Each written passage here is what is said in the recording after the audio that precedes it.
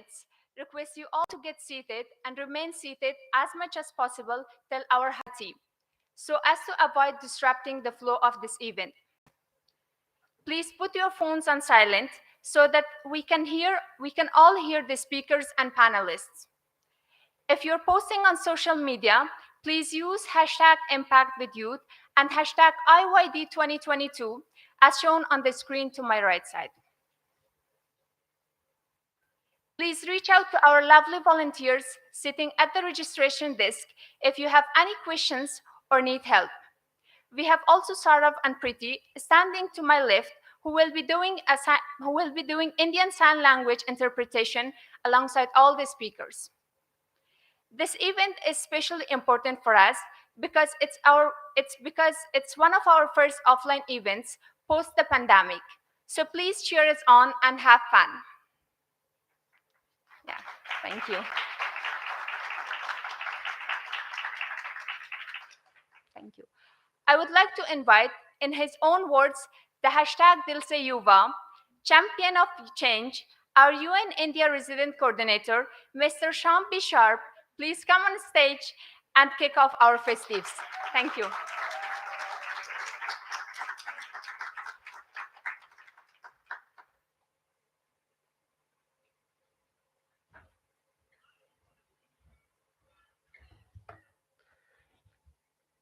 Well, that's quite an introduction.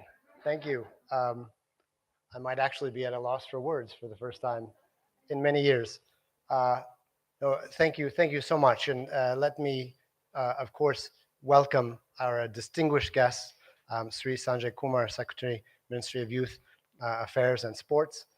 We will have the address from Honorable Minister Thakur by video message as well. Sri Nitesh Kumar Mishra, Joint Secretary, Ministry of Youth Affairs and Sports, and Director General, NYKS. Dr. Zoya Ali Rizvi, Deputy Commissioner, Adolescent Health, Ministry of Health and Family Welfare. And of course, my colleagues from the UN system who are here. I see Shoko and Doraka, Yasumura, Divya as well, and all of the UN colleagues who have come together to support YuWaah. So let me say, Namaskar, mujhe aap sab se milkar bahut acha laga. It's a great honor to be here for my very first International Youth Day in India on behalf of the UN system as a whole. Of course, the colleagues will dive into greater detail, but especially during this auspicious time we were just discussing of Azadi Ka Amrit Mahotsav, fantastic, wonderful celebrations in so many dimensions. It's my pleasure to wish, as a result, to wish you both Svatantra Divas or YuWaah Divas ki Shubhkamnaएं.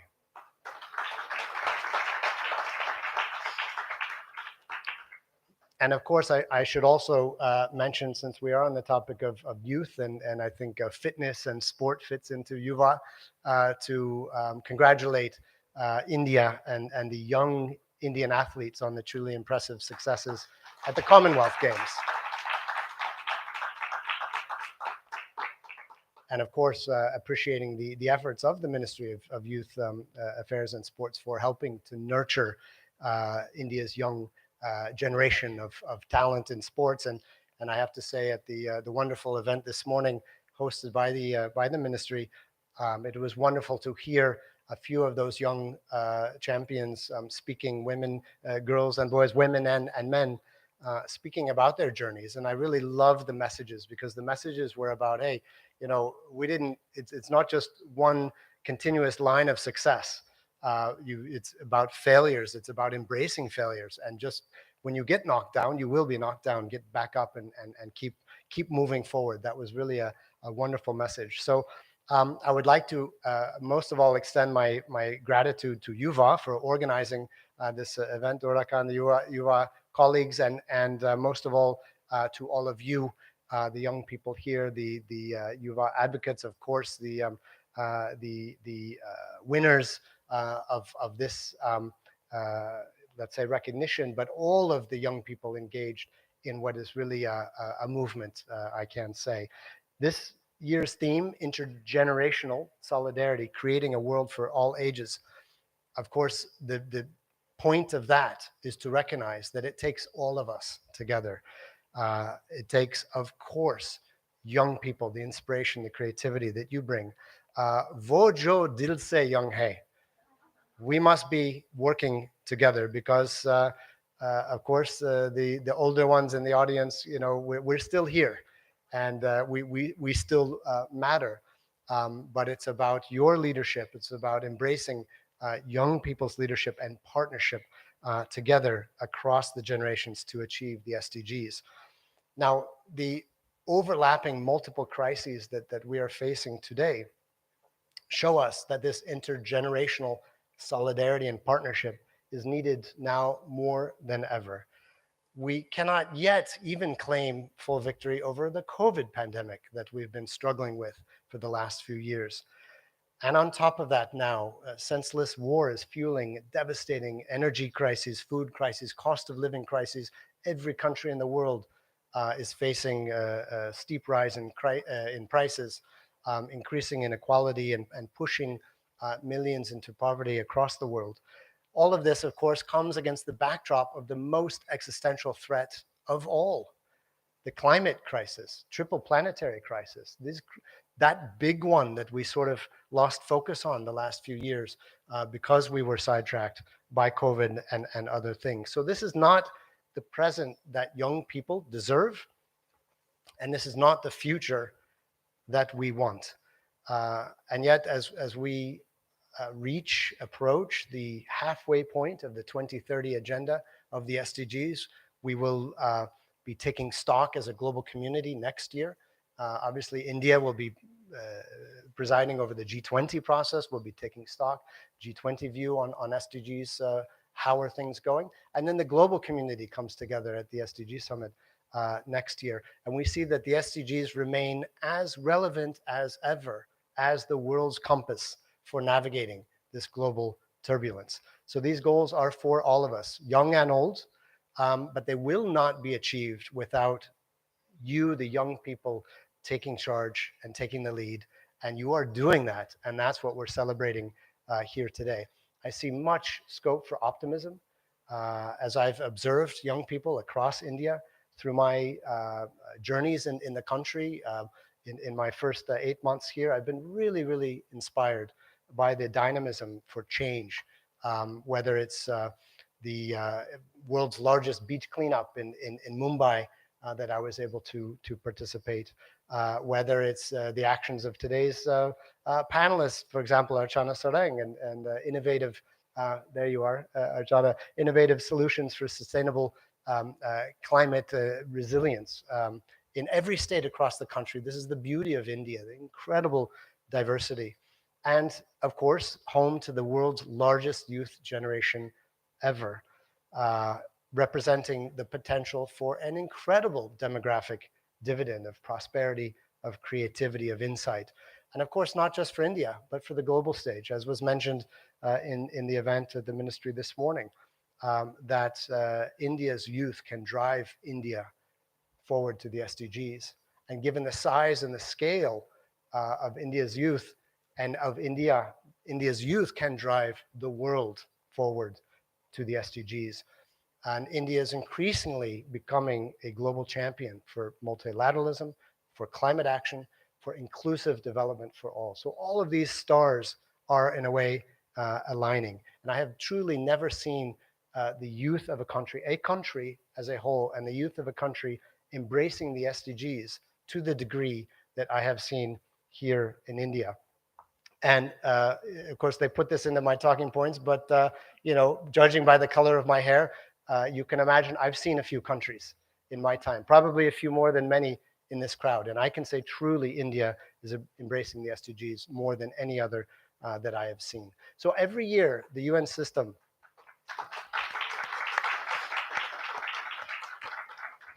Every year, the UN system celebrates the journey of extraordinary young people, the people I'm talking about, who have changed the lives of their communities through activism, through volunteerism and innovation. And on behalf of the UN Volunteers Program, delighted to announce the call for the nominations for the Volunteers Award on this International Youth Day moving forward. So this is a process, an annual regenerative process in a way. The selected young achievers will be awarded for their exceptional volunteer work on International Volunteer Day on December 5th. We're looking very much forward to that. So, and of course, as I've mentioned, we will shortly call up to stage an already selected group of young sustainability champions nominated by different UN agencies from across the country on the basis of our deep knowledge of the amazing achievements that they have been able to make in their communities. Our very first cohort of UN India YuWaah Advocates.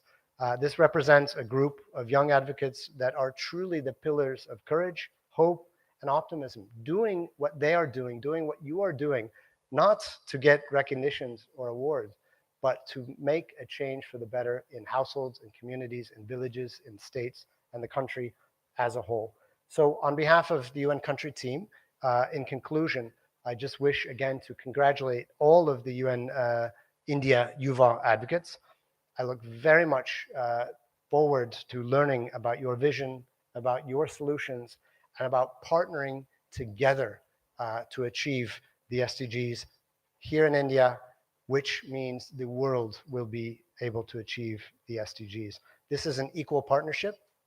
This is the spirit of the day. And this is a result of our realization that we will not get to where we need to be if it is older people sort of appreciating, sort of recognizing younger people, and then moving on to the next thing. It's a true partnership, working together as equal partners.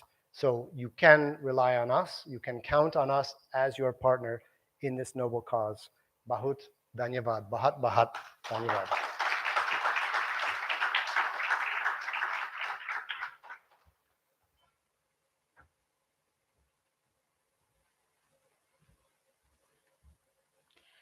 Thank you, UNRC, Mr. Shambi Sharp. We appreciate your pact and hope other leaders follow the suit.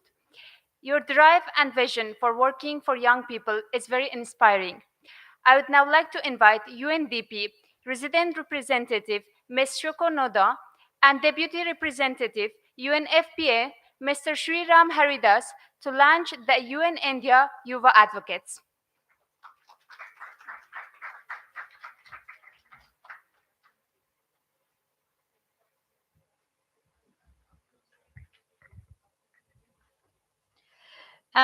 Very good afternoon, everybody. I'm very excited to be here today on International Youth Day and celebrate the power of young people.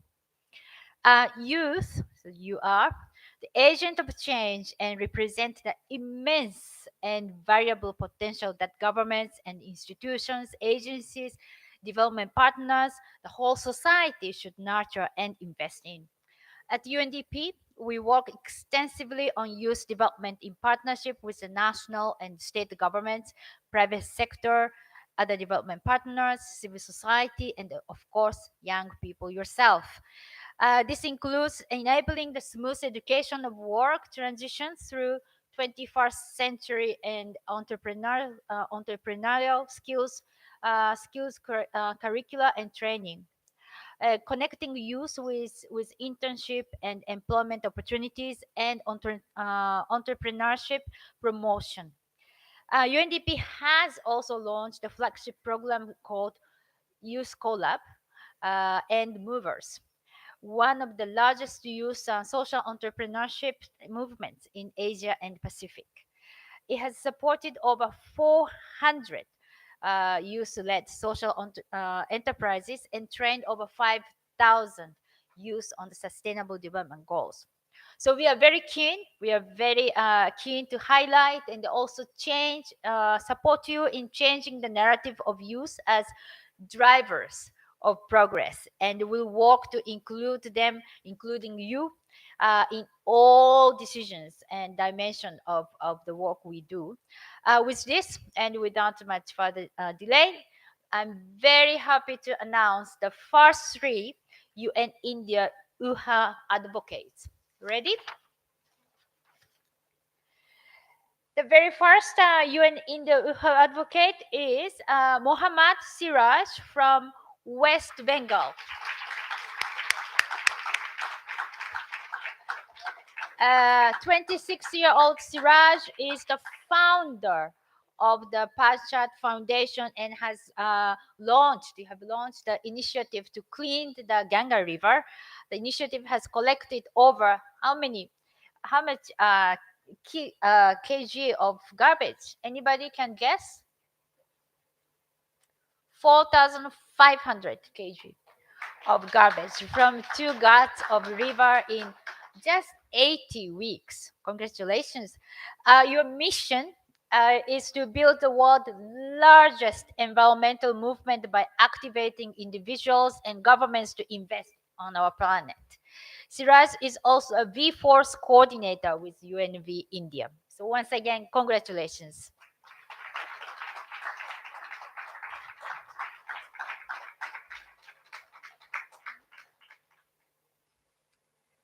Okay. The second, if I may just move on, the second UN India YuWaah advocate is Bhavi Bharat from New Delhi. You are 25 years old, Bhavi. You are the development professional working at the Prava Youth Development Organizations. You are leading the programs on the issues of youth rights, youth agency, and leadership, including learning loss during COVID and building harmony in communities. You inspire to create an inclusive, peaceful, and just society so that the young people participate in building a world where no one is left behind. So, once again, warm congratulations. And comes to the third UN India YuWaah advocate is Ankita Sefdev from Haryana. Ankita, you are 24 years old and has launched the initiative called Exceptionals. The initiative pairs disabled and non-disabled volunteers to sensitize each other on their respective lived realities, foster allies for youth with disabilities, and promote harmony. Through her Skill Up initiative, Ankita has skilled persons with disability in technology, typing, and English speaking. Ankita, you are also a trained classical singer and you have won a beauty pageant to spotlight the youth with disability. So our warm congratulations to you. And I really hope that all your work, insights, and feedback will also help us build a more sustainable and inclusive world, and you will inspire more and more youth to join the movement. Thank you very much. And now I will be handing over this to Ram from UNFPA. Over to you. Thank you, Shoko, and a very good afternoon to all of you. Namaskar. Youth empowerment, leadership, and participation is central to our work at the United Nations Population Fund. Like everyone present here, we too at UNFPA envision a world where every young person's potential is fulfilled, which is key to the achievement of the Sustainable Development Goal. To enable young people to realize their full potential, UNFPA, together with other sister UN agencies and other partner organizations, works to empower youth and adolescents with skills and knowledge to make informed decisions about their bodies and their lives, strengthen youth leadership and participation, address gender based violence and negative social norms like child marriage. We also support national flagships programs like RKSK, the School Health and Wellness Program. Dr. Zoya is here. Uh, so that we ensure that the national programs responds to the needs of adolescents and youth across the country. As Shoko mentioned, young people, when empowered and given the right opportunities, are effective drivers of change. That is why it gives me immense pride to introduce the next set of UN YuWaah advocates. Today, three more young people who are taking powerful initiatives to make the world a better place. I would now like to introduce Saumya Ranjan Biswal from Odisha. 25-year-old Saumya works on the conservation of olive ridley sea turtles and the restoration of mangroves, salt marshes, and sand dune plants. He has trained over 100 youth volunteers on sustainable and scientific conservation of sea turtles and other wildlife in Odisha, and he sensitizes local fishing communities on protection of wildlife. He has led over 250 beach cleanup drives, eliminating over 15 tons of plastic, polythene bags, discarded fishing nets, and other solid waste. He is like many of the young people today. He is driven by a strong sense of climate justice for the welfare of the generations that will come after him. It would be remiss if I don't miss that. His campaign has been featured in the Limca Book of Records as well.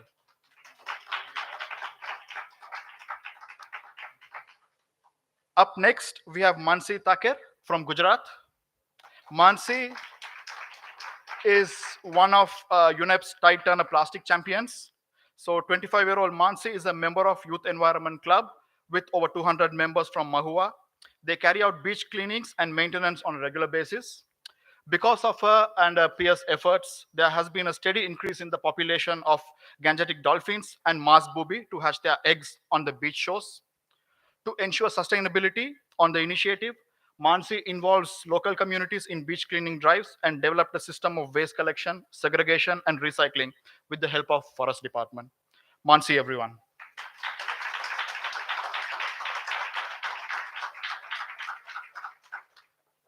Last but not least, we have Mursal Mohammadi from New Delhi.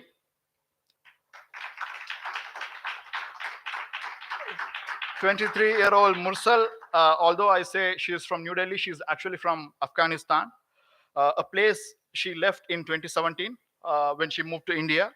She became the leader of a youth club in Bosco, where they provide opportunities for refugee youth to participate in educational and social activities.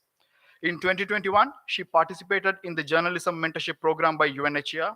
She wrote about the importance of education for refugees in UNHCR's Global Appeal 2021. Her visual storytelling project on home and belongingness was published by UNHCR in April 2022. Currently, she is a photographer and a visual storyteller. Her work focuses on gender equality, refugees, displacement, and social inequalities. Mursal, everyone.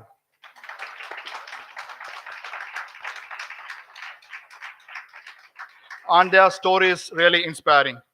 If I may quote the words of former Secretary General Kofi Annan, who summarized it very nicely, said that any society that does not succeed in tapping into the energy and creative of its youth will be left behind. So I think this UN YuWaah Youth Advocates provides a perfect platform to tap into the energy of our young people.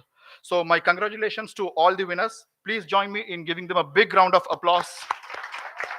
Congratulations to all the UN YuWaah Advocates. Thank you.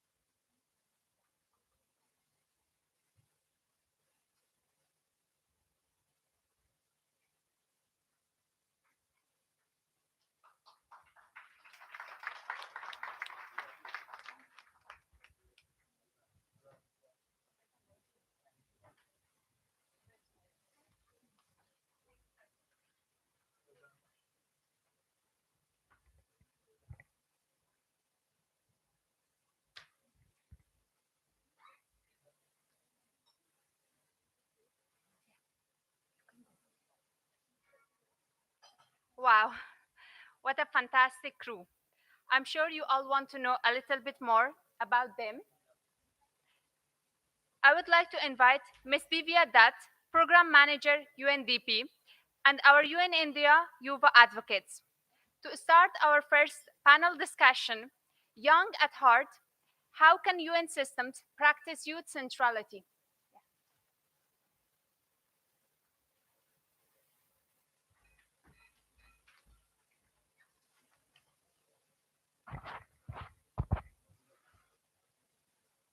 Good afternoon, everyone. It is my great privilege today to have a conversation with these seven exceptional, inspiring youth who make us believe that there is still hope and that the planet is indeed in safe hands. So, without wasting further time, I'm going to jump into this conversation because I'm sure everybody here is sort of wanting to hear from them how their journeys have been and what plans they have as they move forward. Welcome.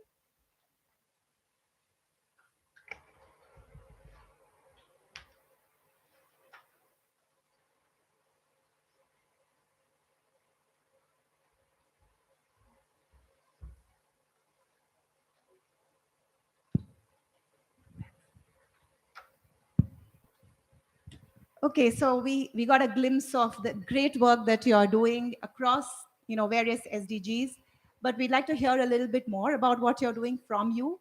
So we're going to divide this interaction into two parts. In the first part, I'll sort of request you to tell us a little bit about your journey. What are the challenges you faced, how you overcame those, and what is the vision that you have for what you are doing, and indeed, what is the vision that you have for the planet. And in the next part, if you can tell us a little bit more about how you see the UN system, and you heard about all the UN agencies that are here in the room today. How do you sort of what do you expect from the UN system? How do you think the UN system can support you?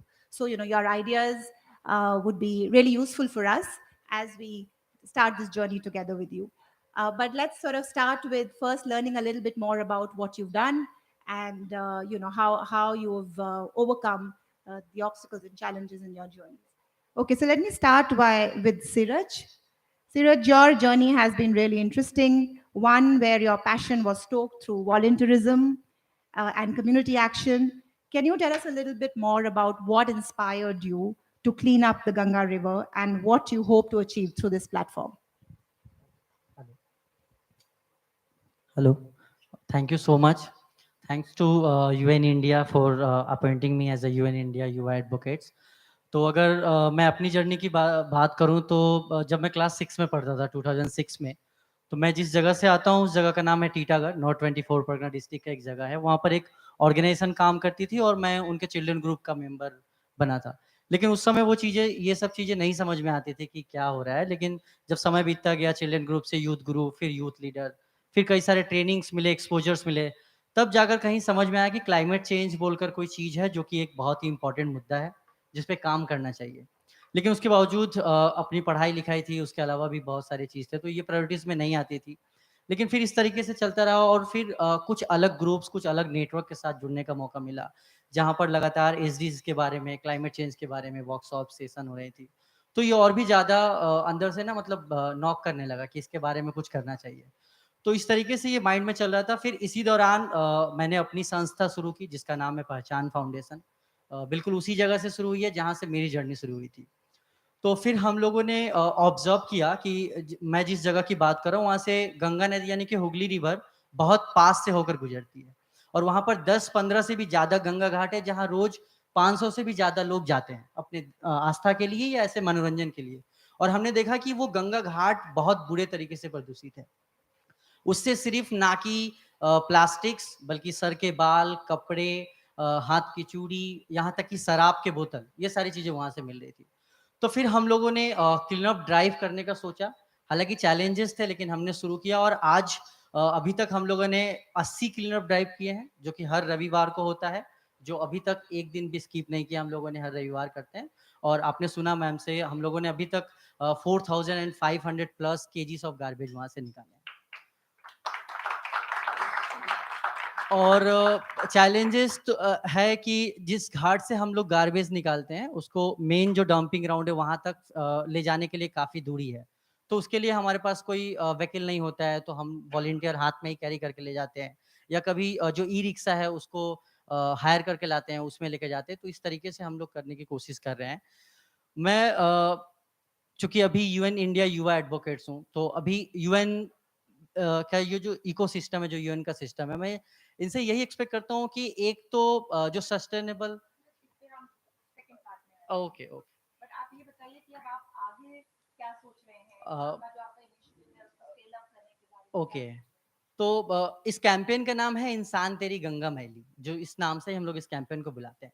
लेकिन मैं ये बोलना चाहता हूँ कि सिर्फ गंगा नहीं है, इस देश में जमुना भी है, सरस्वती भी है।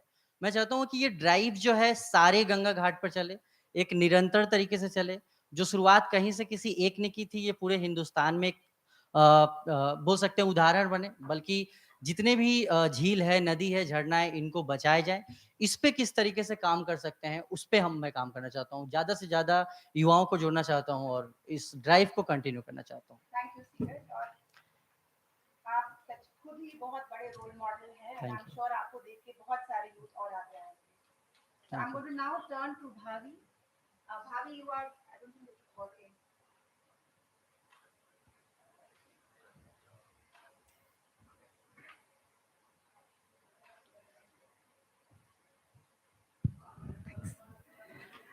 Okay, Bhavi, you are a true champion of the youth. And you have deeply dedicated yourself to building their capacities, building networks to lead change, and to building inclusive societies. What inspired you to focus on youth, and how do you hope to scale up your work, through this platform? And in general, what are your plans to scale up your work? Okay, I don't know. I mean, being a youth champion, I don't think back in 2015 when I joined as a volunteer in one of the youth led organizations in Gujarat, I didn't know what this meant. I just wanted to do some theater, I just wanted to bring about awareness in people, and I want them to behave. And it was back then when someone sat me down and asked me, what is it that you want to do? What is it that you would want to create in this world? And I had so many ideas, but I didn't know where to go, how to go. There was no direction. And that was when I was mentored and I was made to believe that I had the potential in me to bring about the change that I wanted to see in this world. And it was back then when someone invested in me that now I feel that I would like to do the same for others. uh, I don't think that young people need to be empowered. When you say that you have to empower someone, you give something, you give the strength. I think young people have the potential. Young people do not need someone to empower them. I mean, you just create those spaces, create those platforms and opportunities, and we will feel empowered, we will take charge. And I think that's what happened with me. And that is exactly what I'd like to do with this opportunity. I'd like to create platforms for young people to realize their potential as change makers and then bring about the change that they would want to see in this world. May it be climate change, may it be they'd like to work on learning loss, coping with learning loss, anything for that matter, or even bridge the generations together through dialogues. I think we have the power and the potential to do it.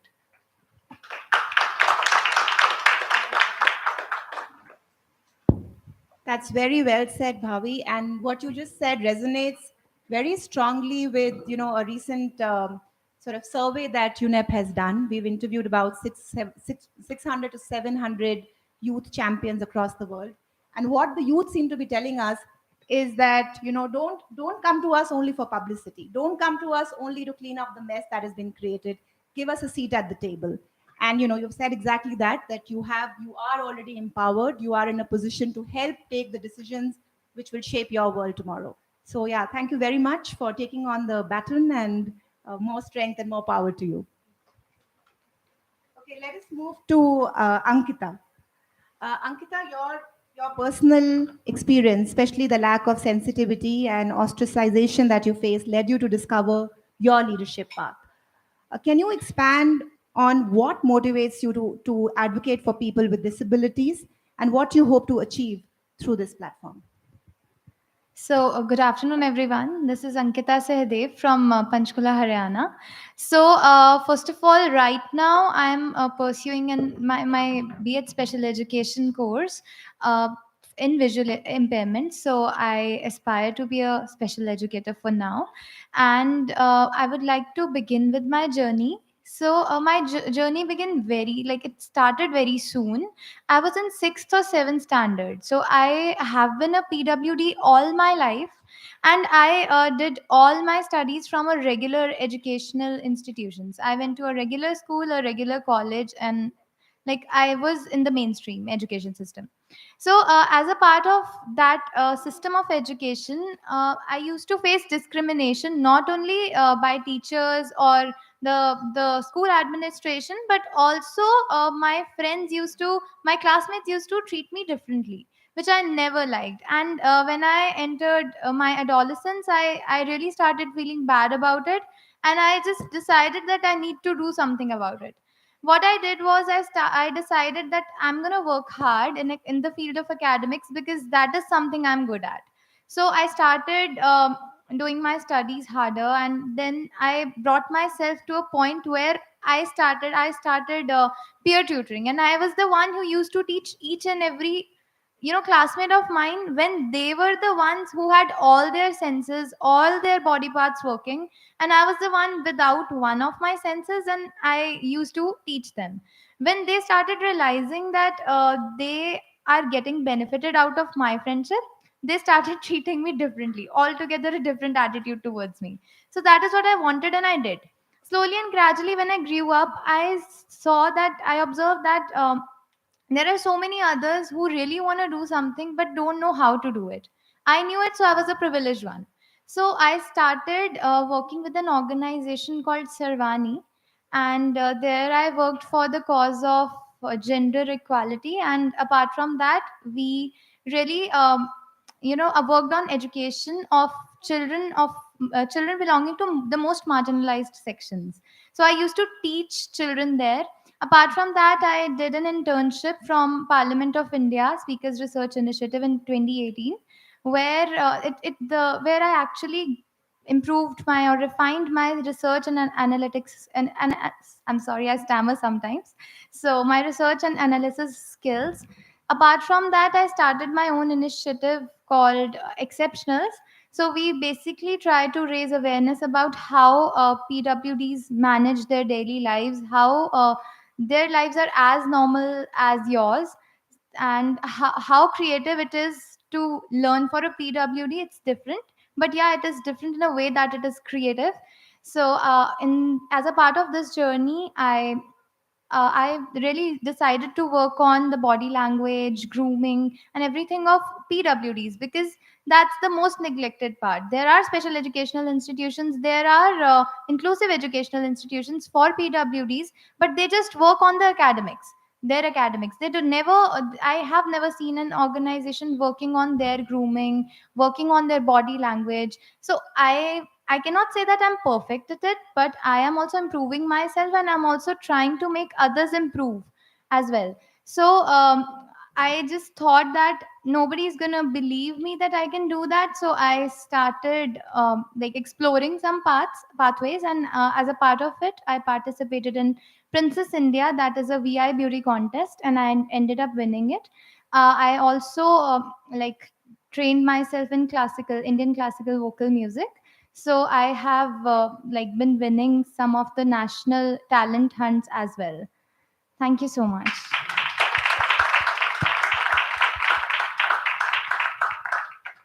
Thank you so much, Ankita. I'm really at a loss of words myself, because you've taken on such a difficult task, and not only have you, sort of, proved how much you can achieve, but also I think helped instill self confidence and um, you know um, and the hope to achieve in those with disabilities. So thank you very much for all the great work that you're doing. Thank you. I'm going to move to Soumya now. Soumya, your community is directly impacted by climate change, and we heard about the great work that you're doing on biodiversity conservation, on sort of conservation of specific species. Tell us a little bit more about your journey. What motivated you to start, and where do you see going from here? I'm Soumyaranjan Biswal from Odisha. Devi river mouth, एक river mouth Orissa में, देवी river mouth area का पास में एक remote coastal village है, मेरा गांव है। मैंने जब स्कूल में पढ़ाई कर रहा था 10th क्लास में 2011-12 टाइम में, तो उस टाइम में हम लोग गांव को हर साल गांव से 2 बार 3 बार गांव से इवाकुएट होना पड़ता था। तो मुझे पता चला कि क्लाइमेट चेंज की वजह से ये हो रहा है। तो फिर क्लाइमेट चेंज की वजह से हम लोग इवाकुएट हो रहे थे, लेकिन लैंडफॉल जो प्रेडिक्शन आ रहा था कि लैंडफॉल अपना गांव में हमारा एरिया में आएगा, जिसके लिए हम लोग इवाकुएट हो रहे थे, कि लैंडफॉल हमारा गांव में नहीं हो रहा था। तो पता चला कि मैंग्रोव इकोसिस्टम जो देवी रिवर माउथ एरिया पे, तो मैंग्रोव इकोसिस्टम के लिए हमारा कोई लैंडफॉल नहीं होता है। तो मेरा इंटरेस्ट क्रिएट हुआ। फिर हमारा गांव का कम्युनिटी जिन्होंने 2012 में यूएनडीपी से इंडियन बायोडाइवर्सिटी अवार्ड विन किया था, मेरा गांव का वुमेन कम्युनिटी, जिसका लीडर थे चारूमा पीर जहान वन सुरक्षा समिति। तो उनका इंस्पिरेशन भी मुझे मिला कि उन लोगों ने फॉरेस्ट प्रोटेक्शन का ऊपर काम करे, तो मैं मैंग्रोव्स का ऊपर मेरा इंटरेस्ट क्रिएट हुआ। तो मैंने देखा कि मैंग्रोव्स का ज़्यादा डिग्रेडेशन होता है। तो मैंने सोचा कि ये जो मैंग्रोव्स हमको प्रोटेक्ट करता है, हमारा लाइवलीहुड और लाइफ को प्रोटेक्ट करता है, अगर हम लोग इस मैंग्रोव को अभी डिक्लाइन से नहीं बचाएंगे तो फिर हमारा फ्यूचर भी सेफ नहीं रहेगा। इसीलिए मैं मैंग्रोव के लिए काम शुरू किया। मैंग्रोव का साथ साथ ऑलिव रिडली सी टर्टल भी हमारा गांव का आसपास आते हैं ब्रीडिंग के लिए। Devi river mouth area is the one of the potential turtle breeding site for the olive ridley sea turtle. तो इसीलिए टर्टल और मैंग्रोव्स, ये दोनों चीज को हम लोग कम्युनिटी लेवल के और गाँव में कम्युनिटी लेवल के में और स्कूल में यूथ का साथ हम लोग ने काम अभी तक कंटिन्यू करते हैं। अभी हम लोग जो सोचते हैं कि मैंग्रोव का डिग्रेडेशन अभी नहीं हो रहा है, अच्छा ग्रो हो रहा है मैंग्रोव देवी रिवर माउथ एरिया में।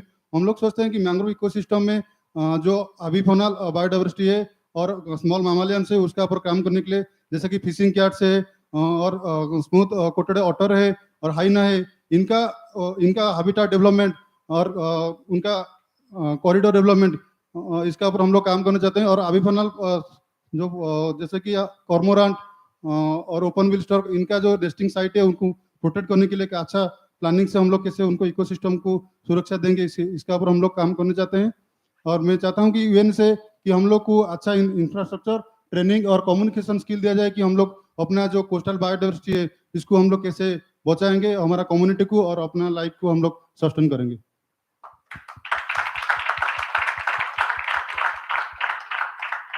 Thank you Saumya. जैसे आप जानते ही होंगे, जो current rate of biodiversity loss and extinction है वो अनप्रेसिडेंटेड है। कभी इतनी तेजी से बायोडाइवर्सिटी लॉस अभी तक इन द रिकॉर्डेड हिस्ट्री नहीं हुआ है। तो आप जो काम कर रहे हैं वो बहुत बहुत महत्वपूर्ण है और बहुत हम सबको आशा देता है कि जो हमारा बायोडाइवर्सिटी है उसको प्रिजर्व कर पाएंगे, और आपके सहयोग से हम और यूथ को इस मिशन में जोड़ पाएंगे। So thank you very much. I'm going to now invite Mansi, who has been, or who is rather, a UNEP Tide Turner champion. As you all know, UNEP Tide Turner Challenge is it's a flagship UNEP initiative to engage and work with youth on the whole issue of plastics and cleaning up our water bodies of the plastic mess. There are about 600,000 Tide Turner champions across the world, and about 400,000 among those are from India. So that is the strength of the youth of India, and these these youngsters are not only showing us what's possible on the ground, but also helping us get more people and more youth join this mission and this this very important sort of task that we have of cleaning up our water bodies. So Mansi, tell us a little bit about what you've done and how your journey has been and how you plan to expand on what you've done already. नमस्ते everyone. मैं महुआ शहर से belong करती हूँ। गुजरात का एक छोटा सा शहर है, कोस्टल एरिया में बिलोंग करता है। तो मैं प्लास्टिक के पॉल्यूशन के बारे में तो हम सब जानते हैं, तो इसके बारे में कुछ काम करना चाहती थी। तो फिर मैंने देखा कि शहर में एक टीम बना के जयदीप झानी जो मेरा मित्र है उसने एक शुरुआत की थी। तो उसके साथ हमने एक क्लीन अप की शुरुआत की और हमने 86 सप्ताह से हम बीच क्लीन अप एक्टिविटी कर रहे हैं कोस्टल एरिया में। और बाद में हमने टाइड टर्नर चैलेंज में भी पार्टिसिपेशन किया, जिससे हमें बहुत ही गाइडेंस मिली, मेंटरशिप मिली और इस मूवमेंट को हम कितना आगे ले जा सके, क्योंकि जब तक ज़्यादा से ज़्यादा युवा नहीं जुड़ेंगे हम कुछ नहीं कर पाएंगे। एक एक करने से कुछ नहीं होता है, एक एक करने से बहुत कुछ होता है। तो इस मूवमेंट में हम ज़्यादा से ज़्यादा यूथ को कैसे जोड़ पाए, ये एक मूवमेंट हमने शुरू की। उसके बाद हमें निरंतर प्रोत्साहन मिलता रहा। Ministry of environment, forest and climate change द्वारा हमें प्रोत्साहन किया गया। भूपेंद्र यादव जी ने हमारे कार्य की सराहना भी की। तो आगे आगे हमें रास्ता मिलता गया और एक चीज़ पता चल गई कि ये जो मूवमेंट है वो सभी को करनी है। मतलब यूथ जो है उसको एक चार्ज लेना होगा कि हमें प्लास्टिक पॉल्यूशन को दूर करना है। तो इसी तरह से हमने कार्य शुरू किया और देखते हैं कि हमारी संस्कृति, जो भारतीय संस्कृति है, उसमें तो समुद्र को देव कहा जाता है और नदी को माता कहा जाता है। तो हमारी संस्कृति तो जुड़ी है प्रकृति से। तो इस प्रकृति के साथ लोगों को फिर से कैसे जुड़ा जाए और उसको हम कैसे हमारी प्लास्टिक मुक्त जो हम अपने कोस्टल एरिया को बनाना चाहते हैं, समुद्र को बनाना चाहते हैं, इसके लिए हम कैसे कार्य कर सकें। इसलिए हमने ज़्यादा से ज़्यादा लोगों को भी जोड़ा, युवाओं को जोड़ा और ये मूवमेंट हमने शुरू रखी। Thank you very much, Nancy. And we are really proud that you are one of our champions. And we hope and we are actually confident that your story will inspire many more to come forward and join this race. Thank you. I'm going to now turn to Mursal. Mursal, you are a champion of refugee youth, especially women. Can you share a little bit about your journey, your vision, and how you want to go forward as an SDG advocate? A very good afternoon to all. My name is Mursal Mohammadi, and you heard in my introduction that I am from Afghanistan. I was born and brought up in Kabul, Afghanistan. And in 2017, I moved to India. For me, education has been a very important aspect of my life. The day I was born, not a single woman in my country was allowed to go to school. But I was very fortunate enough because as I got into school age, the schools were again open for girls, and I attended my school. I went to university, but then I forced to leave my country. When I came to India, uh, India was a great opportunity for me to explore different fields, interact with youth, but it was not that easy. As a refugee, there were things that takes time. You have to go through some struggles and find them. In 2018, I joined the youth club, Afghan Youth Club, and we in through educational and social activities, we empowered refugee youths to take actions to change their own lives. And in 2019, I was again very fortunate. I attended university, and just recently I graduated from university. So I think I want to use this position as to help other refugees, those who do not have access to education. And we know it is very important, but there are certain ways that we have to go through. For example, I think education is important, but we have to empower women so they can help their children to get to education. We know many refugee women are going through a lot. They struggle in their home country. Many refugee women face the kind of HGBV, but still every single day they're trying to provide educational opportunities for their children. So I think through empowering women, we can provide educational opportunities for our children. Through empowering women, we can have a society where women and men are equally treated. And this is the way that, as a UN YuWaah advocate, I want to work on empowering women and bringing gender equality within refugee community through a powerful tool, which is education. Thank you. Thank you, Mursal. As they say, you educate a woman and you educate the entire family and entire community. So thank you for the great work that you're doing. Very quickly now, in the spirit of what Bhavi said, we'd like to hear from you. What do you think we as the UN agencies can do to support what you're doing? and help you fulfill the ambition and these very laudable objectives that you set for yourself and for all of us. So very briefly, in about a minute each, if each one of you can share your expectations from this platform and how we can help you move forward. Can we start with you, sir?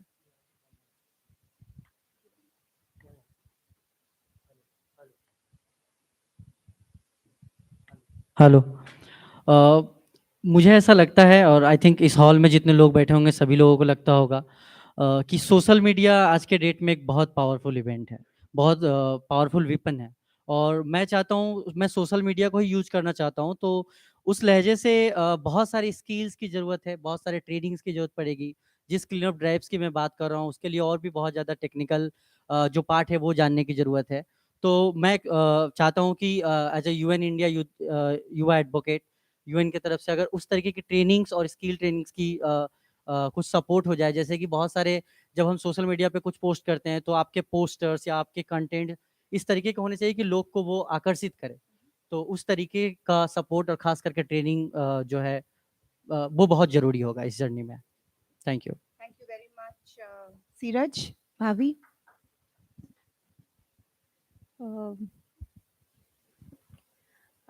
Like I said, that we young people do have the potential.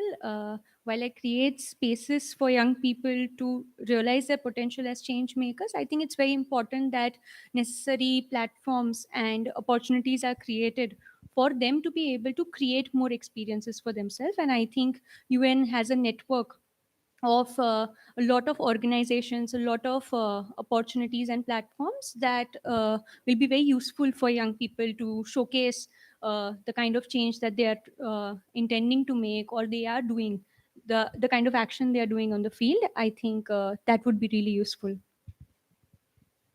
Great, thank you. Ankita? So, as a part of my YPAD journey, what I have understood is the biggest strength UN has is its networks, global reach, celebrity representatives, and youth, of course. So, what I would like to do is I really want to work on accessible travel. I would like to work on inclusive education. I would like to work on inclusion of PWDs in cultural exchange programs. Then I would like to collaborate with hospitality chains so that inclusive hospitality can be there. Apart from that, I would really like to work on accessible infrastructure, specifically accessible toilets and accessible buildings, so that PWDs are never left out. And I really want UN's support to uh, kind of promote the inclusion of PWDs not only in government sector jobs but also in corporate sector, in upcoming creative career options, and of course in UN workforce. So that is what I would really like to work on. I have lots and lots of ideas. In fact, the group I have other PWDs as well. They also have lots and lots of ideas, but we would really need UN support, its resources, and of course training, so that we can implement all of that. Thank you so much.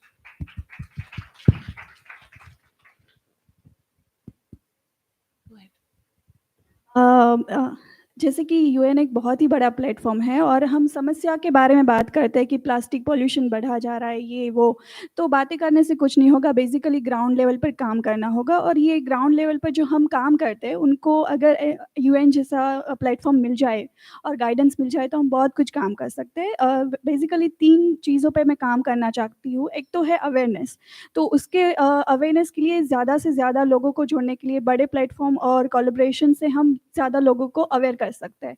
दूसरी चीज़ है कि recycling, तो plastic जो हम recycle कर सकते हैं उसके लिए रिसाइकल प्लांट्स हमें खड़े करने चाहिए, ताकि हम अपॉर्चुनिटीज़ और खड़ी कर सकें और रोज़गारी भी खड़ी कर सकें उसके माध्यम से। तो 2 चीज़ें होगी, इससे रिसाइकल होगा प्लास्टिक और उससे रोज़गारी भी बढ़ेगी।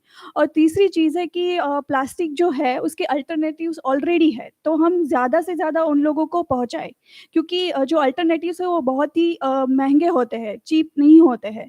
तो लोग प्लास्टिक ज़्यादा खरीदते हैं, तो इसलिए हमें अल्टरनेटिव्स ज़्यादा लोगों तक पहुँचे, इसलिए कुछ करना चाहिए। तो इसके लिए ये प्लेटफॉर्म हमें गाइड और मेंटरशिप करेगा, तो हम ज़्यादा से ज़्यादा लोगों तक पहुँचेंगे और हम इस समस्या का समाधान कर सकेंगे। Thank you, Mansi. Soumya? जैसे हेलो,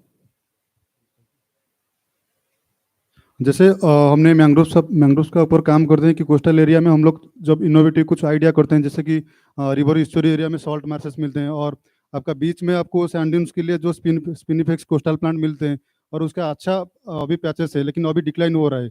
तो इसके ऊपर जब हम काम करने शुरू करते हैं कि हमारा आइडियाज, मतलब हम लोग जो सोचते हैं कि पॉलिसी मेकर तक इंटेलेक्चुअल तक पहुंचने के लिए वो आइडिया नहीं पहुंचते।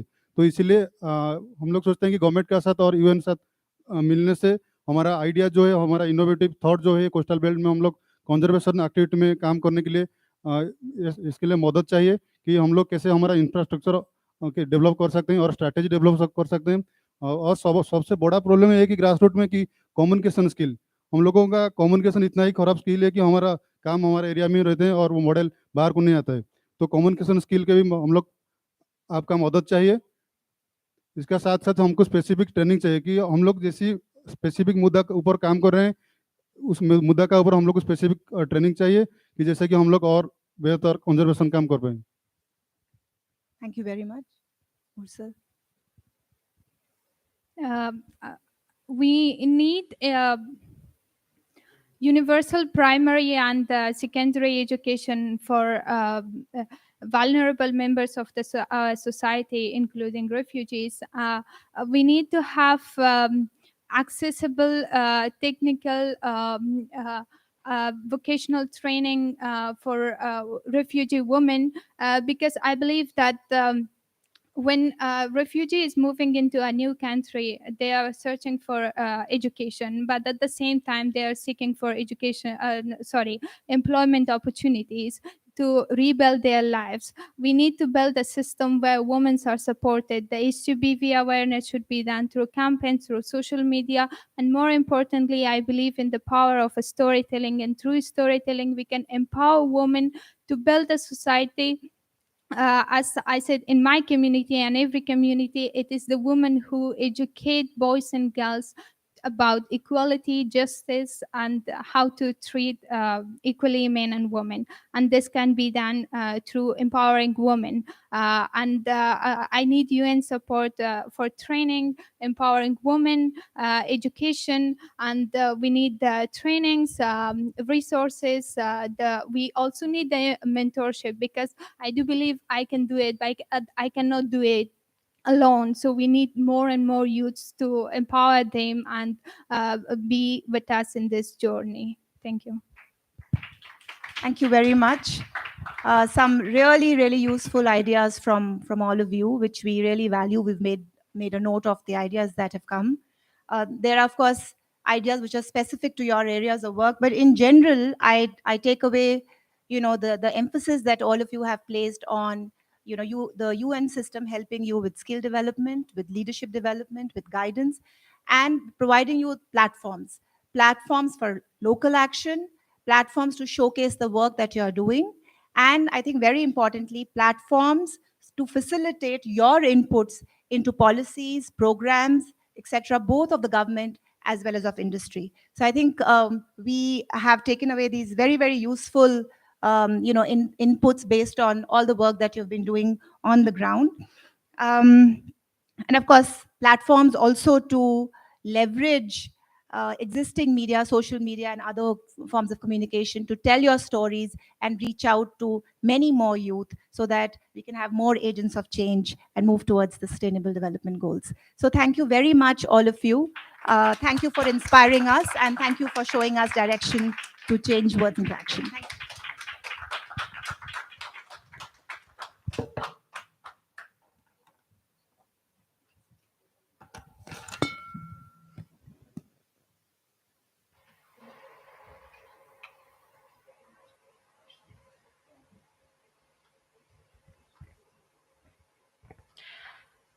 Listening to youth advocates made me even more motivated to create change in my own community.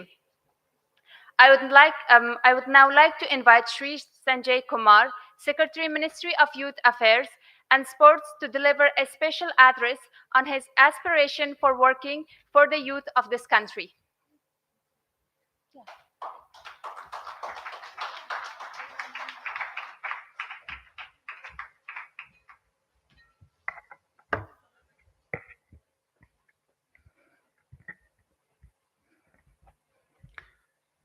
Thanks, Zakira.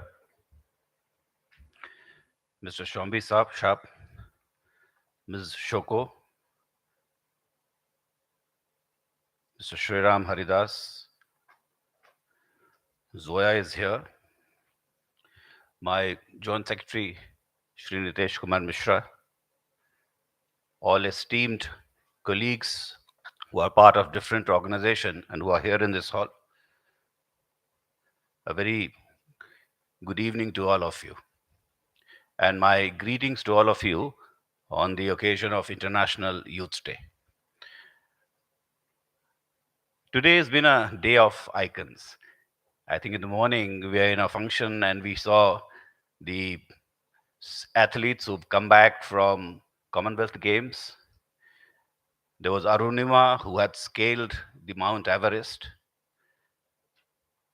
And here we have a galaxy, 6 of them, UN Advocates for Change. I was introduced for giving you a special lecture. So I don't know what the special address is. But let me try and come to the issue from a different side. You know, when Mr. Ramanujam, the Indian mathematician, about whom it is said that the man who knew infinity, he died at the age of 33. So his mentor, G.H. Hari, who was a mathematician at Cambridge, he wrote his obituary, which has become very famous. So he wrote that Galois, a French mathematician, died at the age of 21. Guy discovered group theory. Abel, a Norwegian mathematician, died at the age of 27. Ramanujan at 33. Riemann at 40. And at the end of the obituary, he writes that mathematics is it's a work of young people. And hardly there's been anyone who may have contributed to mathematics after the age of 50. In 1905, when Albert Einstein wrote 3 papers in the year, in that particular year, which is called Annum Mirabilis, he was only 26 years of age. So when I crossed 30, I was disappointed. When I crossed 40, I was even more disappointed. And I'm well past, I'm on the wrong side of the 50 now. But anyway, the point I'm mentioning is that youth have always contributed immensely to everything we have, and especially to the intellectual fervor of the society. They've always been there, and they'll always be there. This morning, we started a YuWaah Samvad, and we called it YuWaah Samvad India at 2047. So the first of the Samvad was held today at Akashvani Bhavan, and the department proposes to hold at least 749 of them in the next 365 days. So till the 15th of August 2023, we'll be organizing a similar kind of a YuWaah Samvad where the youth would come together for a conversation, and we will try and make it a two-way conversation to apprise ourselves of their aspiration and perhaps create a feedback mechanism for formulation of policies and other things which the government does. I also mentioned in the morning talk that in India, the median age of the youth is 28.4 years. And we compared it with that of US, which is 38, China, which is 42, Japan is 48. So I said that what do youth need? Good health, good education, and perhaps a platform where you can come together and be all kinds of opportunities can be made available to you. So, and you could access it easily. But when you talk about good health, then you start thinking about this intergenerational solidarity. Good health doesn't begin at 15. It comes much earlier. And all many of you in this hall would know that uh, nutrition, our deficiency of it goes intergenerational. So what do you do? I mean, do you begin at the age of 15 and you say that, okay, my mandate is from 15 to 29? The education also does not begin at 15. If your foundational literacy and numeracy is poor, God knows what you're going to pick up later. So life is indivisible, but many of us who are part of the government and society, we have divided it into different parts, different departments, different age groups. But the solidarity part must be kept in mind. If you want our youth to be healthy, then we must work on it accordingly. Probably after 50th, we may look at it a little differently. Education also would come in that way. And I guess we are working with UNICEF to create a platform where opportunities can be accessed by one and all. So all the youth would come onto this market platform and they'll be able to access it. The second point, which I thought I'll highlight to you, would be that, okay, we are at 28.4. So, but we are also aging. We are also aging, so that gives us a window. And that doesn't give us an unlimited window. So I was looking at the projection of median age in years for India. So as of now, we are 28.4, but in 2030, we go to 31.7, and 35, 33.3. So where do you draw the line? In 2040, it is going to be 35. So I personally feel that yes, we probably have about a 10 years window in front of us to work for the so-called population dividend. If we miss this window, then this window is not going to come back to us. So I think there is a little bit of an urgency which I would want to impress upon you. We need to come together, and this window of next 10 years will have to be accessed in the manner that the population dividend, which we talk about, it becomes a reality for India. And the consequences of not doing so, I think I would just leave that to your imagination. But I'm pretty hopeful that we will be able to do this. What is the other part of it? So randomly, I'm just throwing some figures at you. I was looking at the suicide figures, the NCRB figures.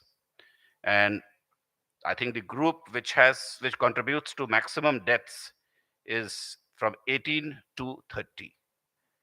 This is the segment which contributes the maximum number of suicides in India. And the second group is 30 to 45. So I think here also lies a great lesson for us. Mental health is going to become extremely important for us in the coming future. We need to work on it. Maybe how does one break the taboo which is associated with mental health is going to remain a challenge for many of us who are working in this field. But this has to be done, and I'm happy that this platform which we are working on, this platform would provide some kind of a counseling to our youth for mental health. I think the other taboo which we normally don't talk about is reproductive sexual health. So again, that is another issue which this platform must leverage. So we are working with UNICEF on this particular platform, and I'm extremely happy to say that uh, it gives me hope that very soon, as and when we launch this platform for the youth, it will be a game changer for the youth. And this, we do it as soon as possible.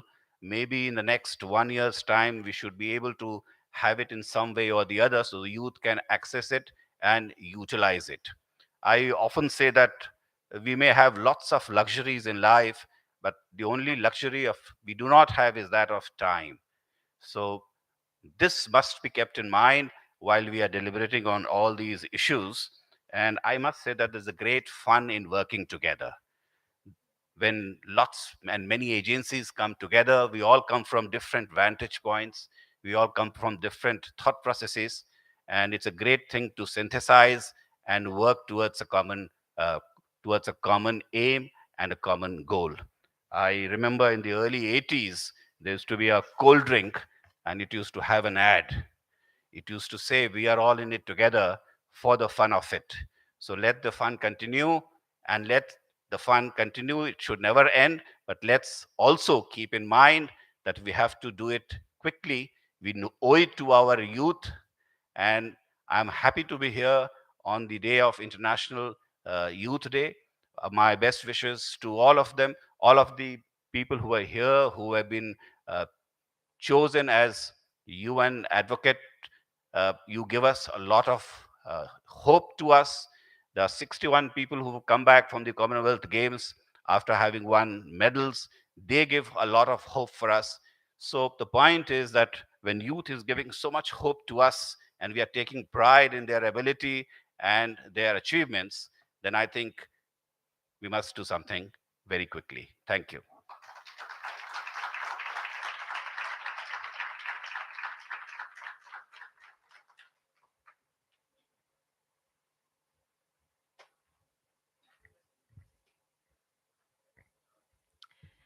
Thank you, Mr. Sanjay Kumar.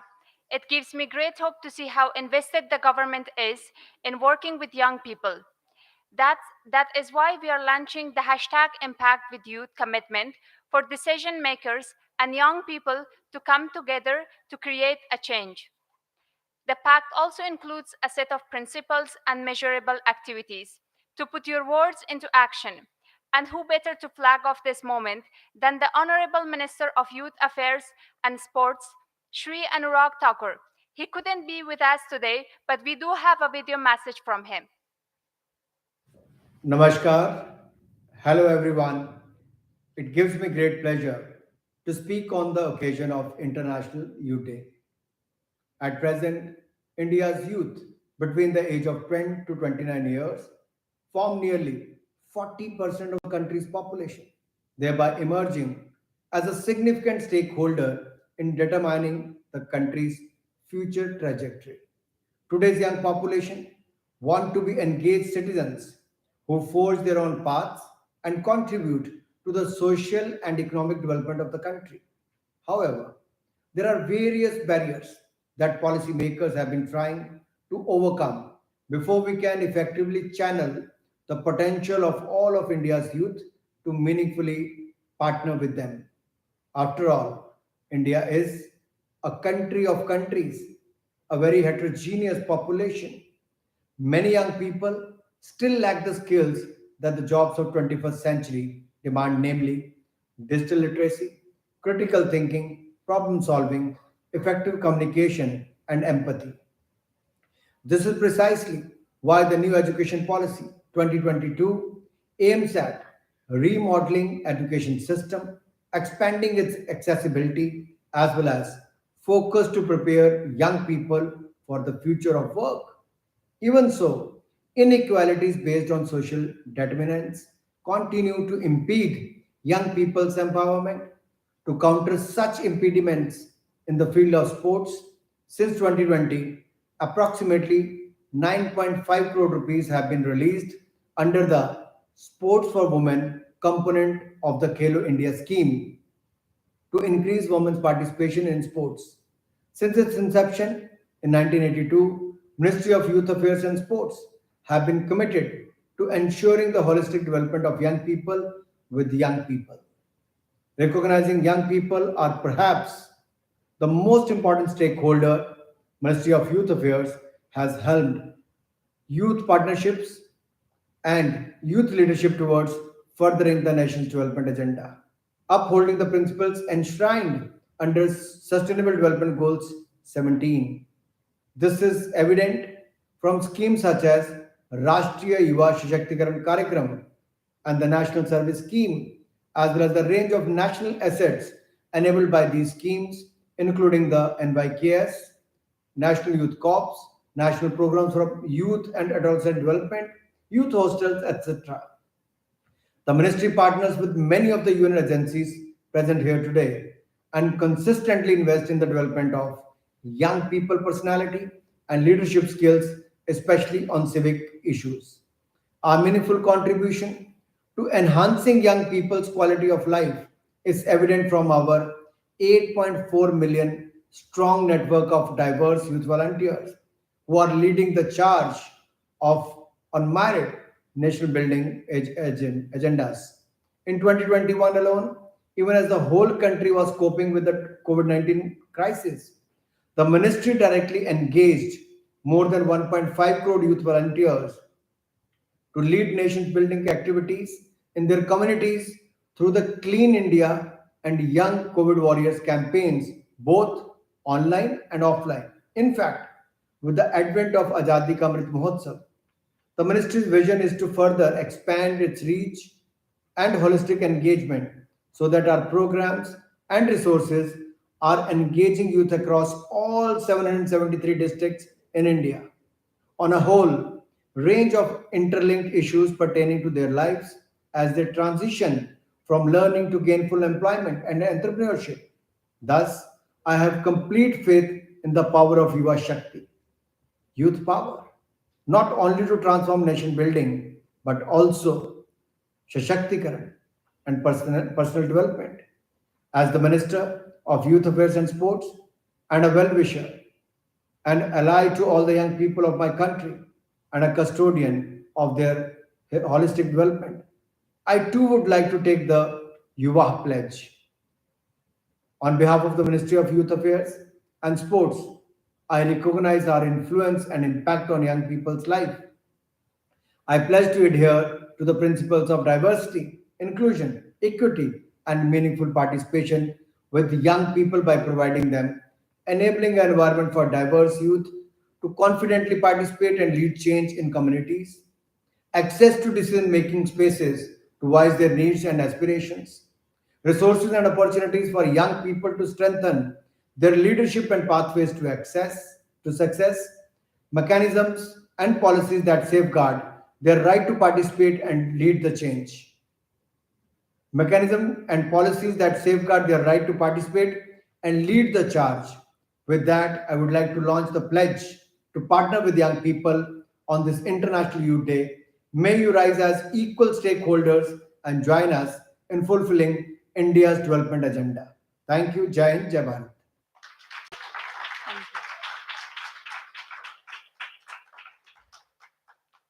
What a great way to kick off this commitment with and for young people. Now we have heard from young people. Now let's hear from older allies who have been working on youth centrality.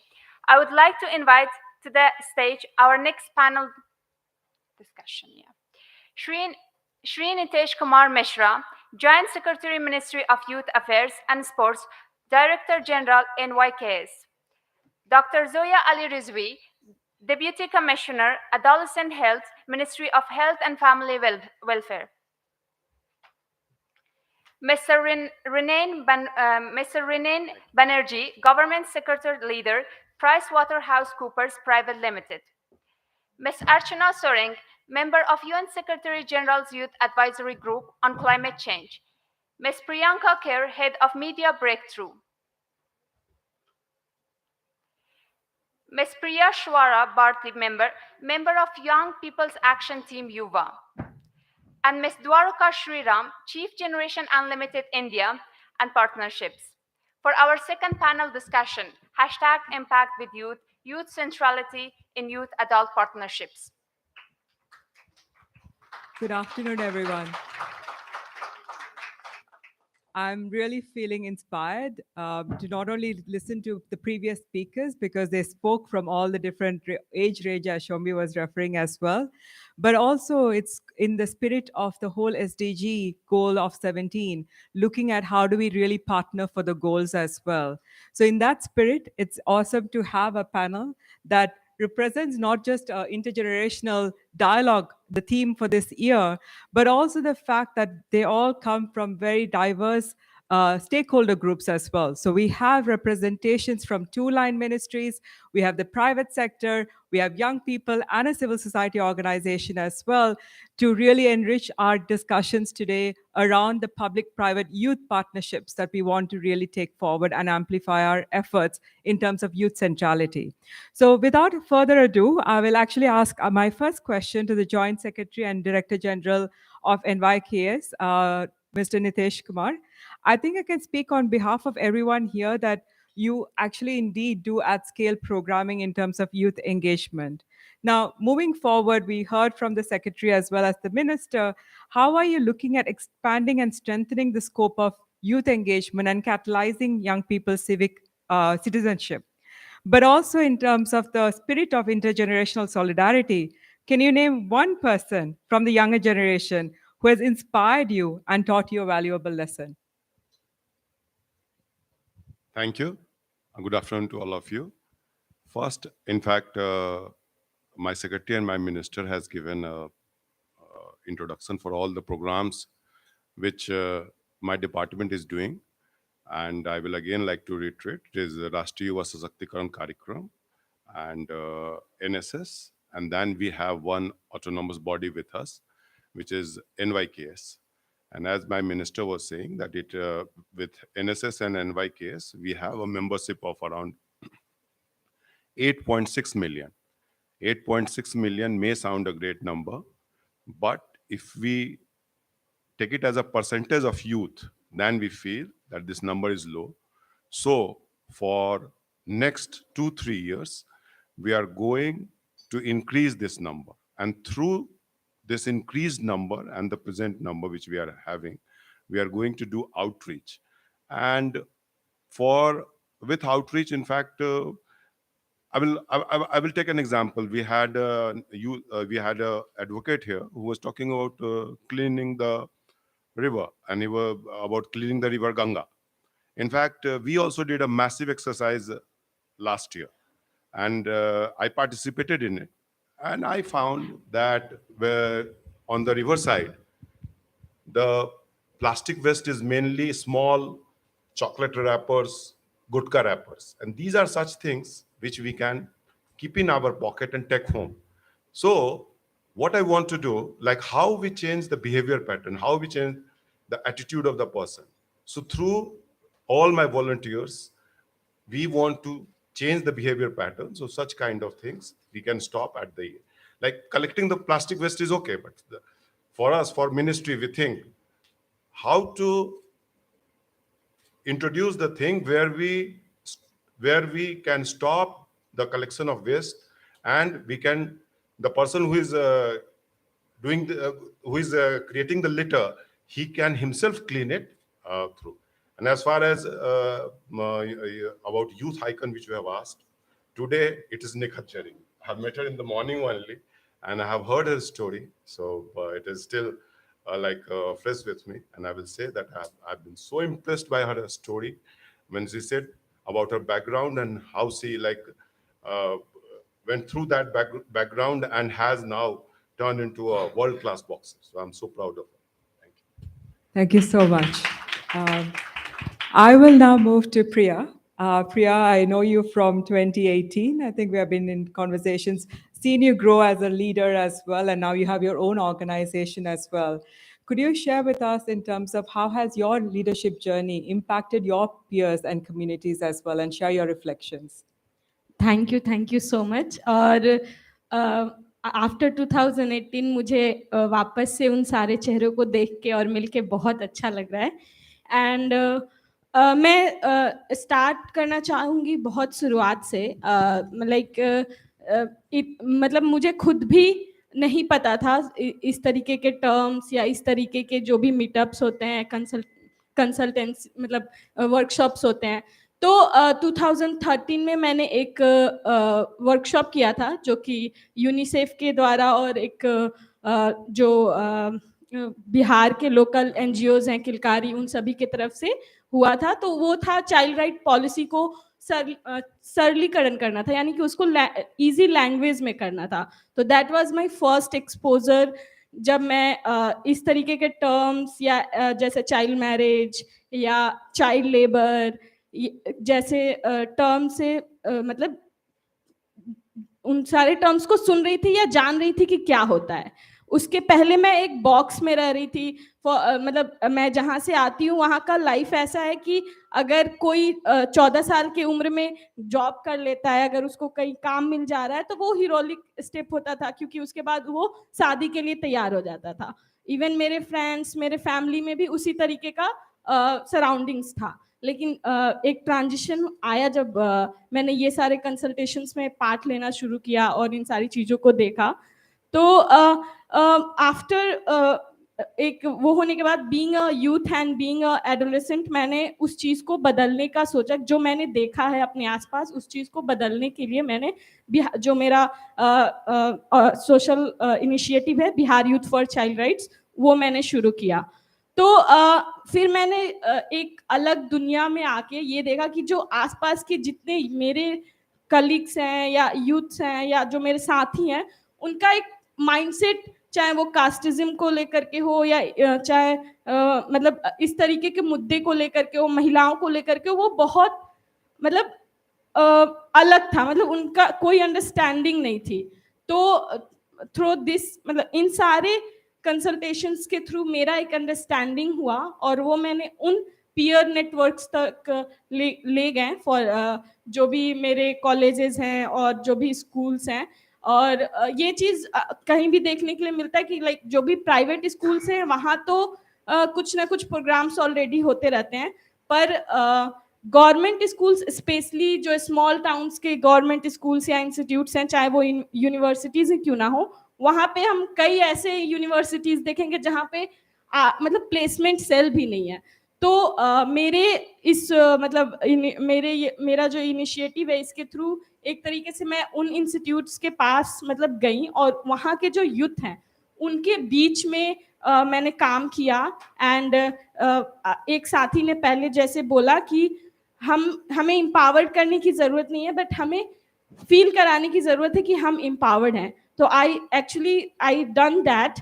मैंने उन youths को वो feel मतलब करवाया कि they are empowered and अलग अलग तरीके से स्किल्ड करवाया। एंड एक तरीके से क्योंकि एक लंबा जर्नी हुआ, तो उस जर्नी में मैंने खुद भी अलग अलग ऑर्गेनाइजेशन से पार्टनरशिप किया, जो कि कहीं ना कहीं एक तरीके से बोल सकते हैं कि यूथ के द्वारा यूथ को स्किल्ड किए in terms of not only like मतलब केवल मतलब इस क्या बोलते हैं, लाइक केवल ऐसा नहीं कि केवल स्किलिंग ही किया, बट उसके साथ साथ लाइक अपॉर्चुनिटीज उन तक ले गए। फॉर एग्जांपल स्किल्ड मतलब 21st सेंचुरी जो स्किल्ड हैं जो भी हैं, कंप्यूटर को लेके जो भी स्किल्ड है, या फिर डिजिटल लिटरेसी है, और ऐसे अपॉर्चुनिटीज को उनके पास ले गए। फॉर एग्जांपल आई एम जैसे युवा जैसे प्लेटफॉर्म को उनके बीच में लगाया, क्योंकि मुझे ये बहुत फील होता है कि जितना ज़्यादा ये हम यहाँ दिल्ली जैसे शहर में रह के एक युवा जैसे प्लेटफॉर्म को लेके बात कर रहे हैं, उससे ज़्यादा ज़रूरी है कि हम इसे बिल्कुल ग्रास रूट में ले जा करके बात करें। हर एक युवा को पता चलना चाहिए कि उनके लिए भी कोई एक प्लेटफॉर्म है, और जब उनके पार्टिसिपेशन की बात हो तो वो अपना पार्टिसिपेशन इंश्योर करें। तो actually I do that. Thank you so much, Priya, for sharing not only your journey, but also how you are now supporting other young people in your community as well. I'll now move to you, Dr. Zoya. You have been a champion of youth and engaging adolescents and youth as agents of change through your various initiatives of RKSK as well as school wellness and health programming. Could you share some of your reflections in terms of what has that looked like, but also what are some of the plans as you move forward, how you want to engage with adolescents and youth, but also not to forget the question about which young person has inspired you or taught you a valuable lesson? Okay. I think I'll begin by first thanking you for getting us on board. And just to mention that I'm from Ministry of Health and not from Youth Affairs, as it is written there. Sorry about that. But my work has really been made so much easier by the Secretary Youth, because he has stressed on the importance of health. So that background, that I think We are going into ministry now, all one so, and ministries. he's so well aware of the health issues. So it's good to listen to him, sir. Thank you so much.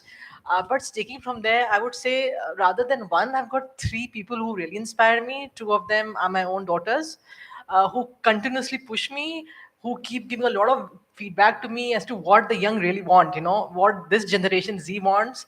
And the third person is my niece, who is a person with disability, but she's got hearing loss, severe hearing loss since birth, but she has managed to study medicine, and now she's doing a post-graduation in obs and gynae.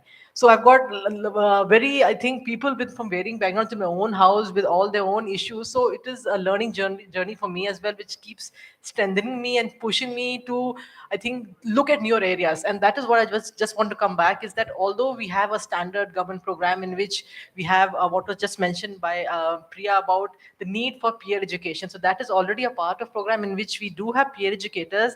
However, that program is scattered across the country in only 262 districts, because the states own the program and they implement and they saturate and they see how much of money they want to put into the program. So that ownership has to come from the state. But happy to show that this program is gradually increasing. So the awareness is there within all the states about the importance of adding peer education within this age group, because all of us have been through this age, and we do realize that you do listen to your own peers than your parents. Who listens to parents, and especially parents and teachers also. But what we have done within the program also has innovated a bit more, because we do realize that even though children do not really listen to teachers, they spend about 8 to 9 hours, or maybe almost 8 hours in schools. So if we inform the teachers about the basic health issues which every growing child faces, so at least the child can reach out for help, and the teacher will be there to provide the correct information, because there is so much information out there which is incorrect.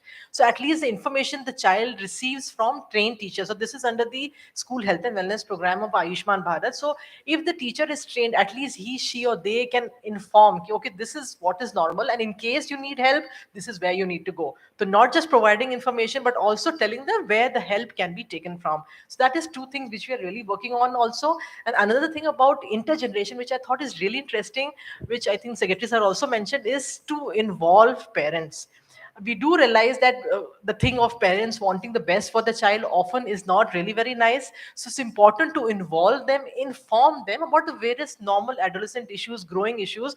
So if the parents actually know, then they can help. So many times is the lack of knowledge, the lack of acceptance, that parents don't really know what a child is going through. So if we keep involving parents, keep involving the elders within the society, that okay, these are the common issues, this is where you need to support them, this is where you need to go in case there is need, whether it is a mental health, whether it is SRH issue, the parents should know. So that is what we're doing through an intervention which is called the Adolescent Health and Wellness Day. So this is an event which happens in schools and in community both.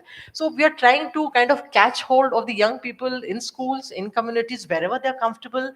So it is a kind of dynamic program, and happy to share with you that this is continuously innovating. And I think as a ministry, we are really learning every month. I mean, the interaction which we have with our implementing partners, whether it is the NGOs or the CSOs, and feedback from them is really putting in it a lot of changes into what we are working. And our UN partners who are supporting implementation are, I think, they're giving us a lot of freeway in the kind of support we ask from them. And they're also innovating on their own and supporting us. So I think this support of moving together within the ministry with the partners is something which is really supporting the program in the long run. Thank you so much, Dr. Zoya. I think your passion comes across in how you have communicated your work, and really looking forward to institutionalizing that youth engagement and partnerships in the work that you will plan to do as Ministry of Health and Family Welfare. Now, moving on to another interesting player in the ecosystem, Ranan is from PwC. You navigate the world of government as well as private sector. And given your work and experience, a long-standing work with PwC, I'd like to find out from your perspective and reflection about why is youth centrality important for the work of not just PwC, but the private sector as a whole, and share your reflections. But not to forget my second question in terms of who inspires you, or what is the value you have learned from a young person.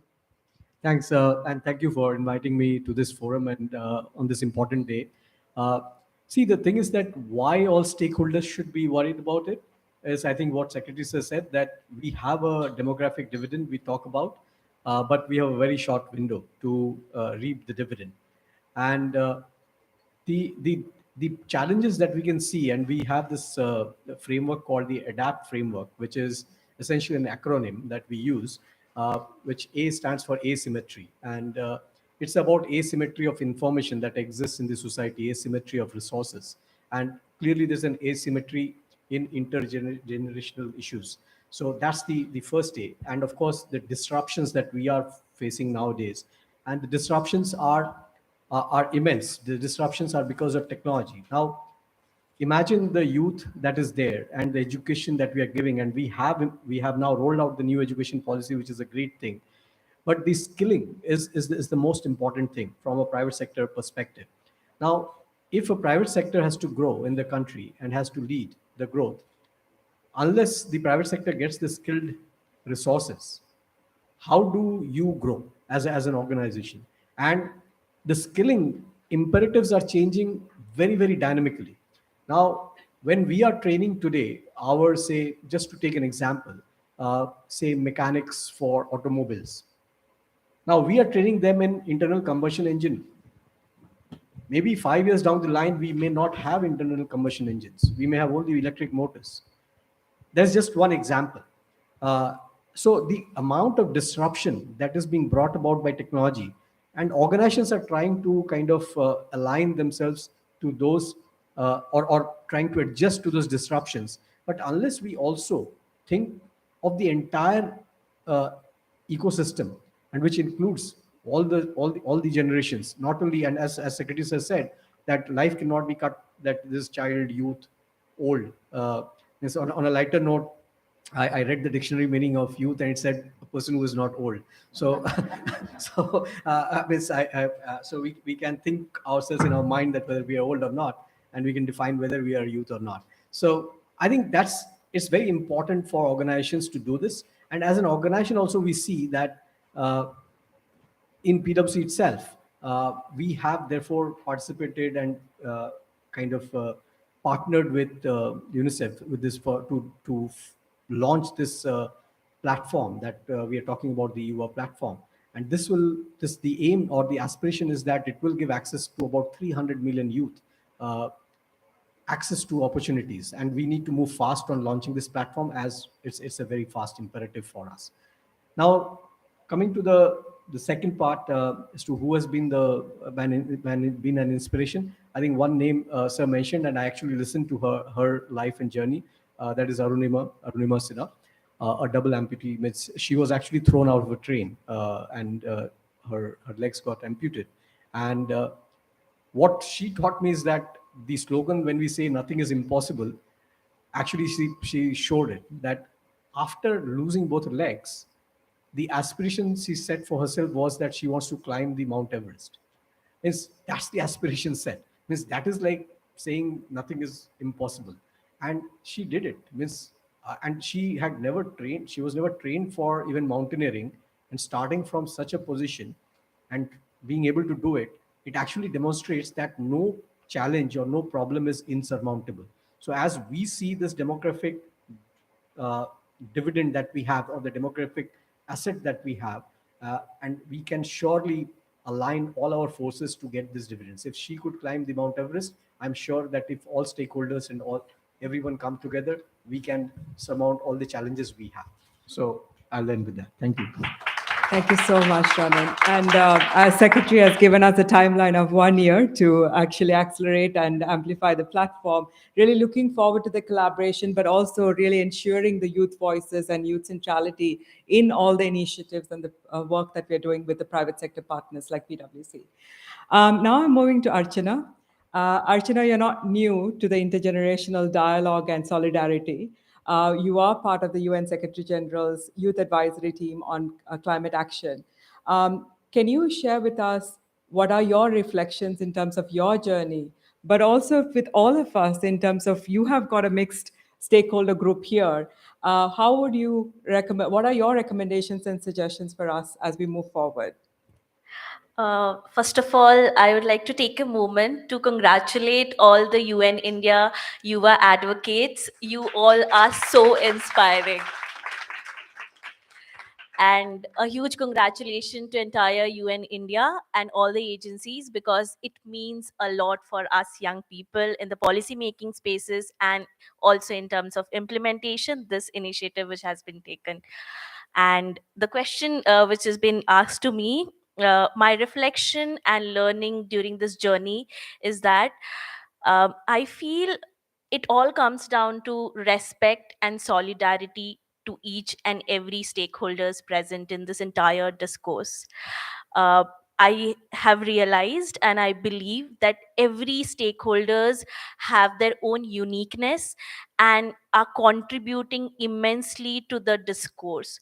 And that's why I feel there's a need of coming together and working collectively uh, through intergenerational approach, intergenerational solidarity, and most importantly with intersectionalities, because we all are coming from different backgrounds, we all are coming from different thematics, but we are all interrelated with the issues we are facing right now, whether it is climate crisis, whether it is loss of biodiversity, ecosystem degradation, whether we are talking about sustainable development goals or Paris Agreement goals. And that's why I believe that we all can make difference if we have respect and solidarity.